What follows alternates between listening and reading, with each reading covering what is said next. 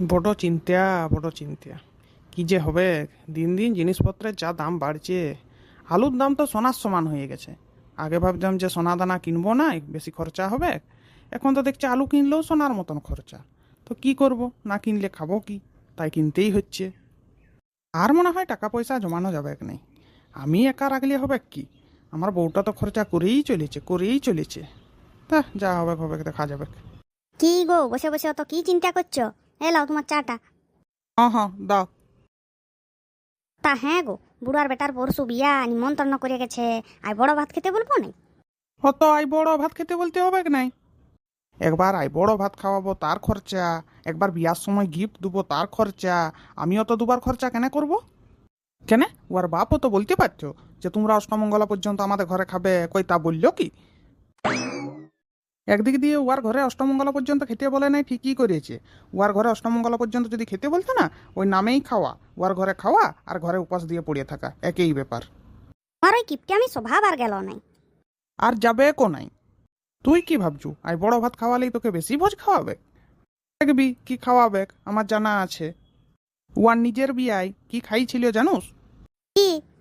কন্ট্রোলের চালের ভাত, আইসিডিএস এর ডাল, আর ওদের পায়খানার চেম্বারের উপর কুমড়া হয়েছিল, সেই কুমড়ার ঘ্যাট। বাবারে থাক থাক, আর বলতে হবে না। লাও, চুপ দাও। কেউ যা করে করবে, আমি তোমার মতন তো কিপটে হতে পারবো না।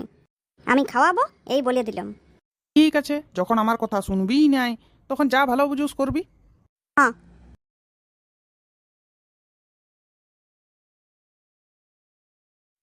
এ কচি কচি। হ্যাঁ কাকি, আমাকে ডাকছো? হ্যাঁ বাবা, বলছি যে পরশু তো তোর বিয়া। কাল তুই আমাদের ঘরে আয় বড় ভাত খাবি লাই। তোর মাকে বলে দিবি কাল সকাল সকাল চলে যাবি লাই। তোমাদের ঘরে কাল খাওয়ার নিমন্ত্রণ? ঠিক আছে, তুমি কোনো চিন্তা করো না, আমি ঠিক চলে যাব। ঠিক আছে, এখন তাহলে আমি আসি লাই। হ্যাঁ কাকি। হ্যাঁ গো, তোমাকে যে বলেছিলাম একটা পান আনবে, কই পান তো আনো নাই। ও, পান আনতে বলেছিলি লাই? এত কিছু আনতে যে পান আনতে ভুলিয়ে গেছি। লে, এগুলোও কোনো কম লয়, অনেক হয়েছে অনেক। অন্য লোকের কাছে নাইলে যেমন তেমন, ওদের কাছে তো এটা বিরাট।